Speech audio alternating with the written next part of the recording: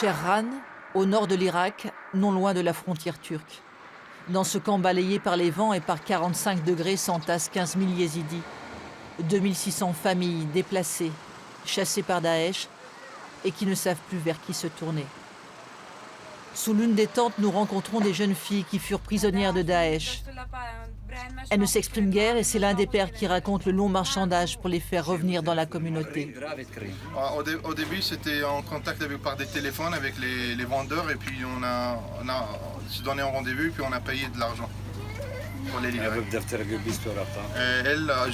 On a payé 12 000 dollars, 3 000 dollars, 2 500 dollars. C'est un moment difficile pour les jeunes filles. La Fondation Mérieux intervient. Le projet soit terminé, on aimerait que ces jeunes filles viennent travailler pour dans le centre médico-social et le salon de beauté. Car la Fondation lyonnaise démarre un projet pour venir en aide aux yézidis. Ce matin, elle fait visiter le chantier aux représentants de la communauté. Ici, dans quelques mois, il y aura un centre médico-social, une savonnerie et un salon de coiffure où pourraient travailler les jeunes filles du camp. Dans le village, des ONG ont déjà construit 3 maisons pour 19 orphelins, des veuves de guerre, les victimes de l'État islamique. Ce matin, nous rencontrons Zéré, veuve, mère de 3 enfants. Elle a été enlevée par Daesh.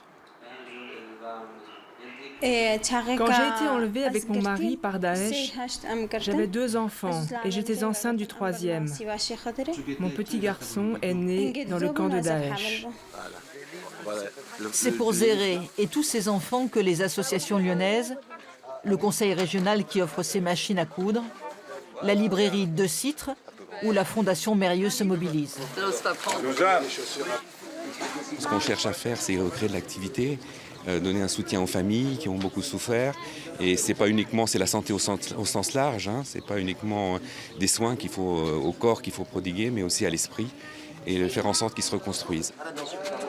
Notre obsession, c'est de s'assurer que notre argent va vraiment à ceux qui en ont besoin, ceux qu'on a choisis, les minorités chrétiennes, les yézidis, tous ceux qui sont abandonnés. Et donc ça, c'est vraiment l'obsession de la région, s'assurer que ça va aux enfants, que ça va à ces femmes qui ont été persécutées. Venir en aide aux yézidis, c'est aussi sauver une culture. L'association lyonnaise Mésopotamia Héritage recense le patrimoine de cette communauté religieuse ancienne, ultra-minoritaire en Irak et décimée par Daesh. Notre volonté, c'est de partager leur identité à travers leur richesse patrimoniale. Et par conséquent, c'est de les rendre fiers de leur patrimoine et de leur identité.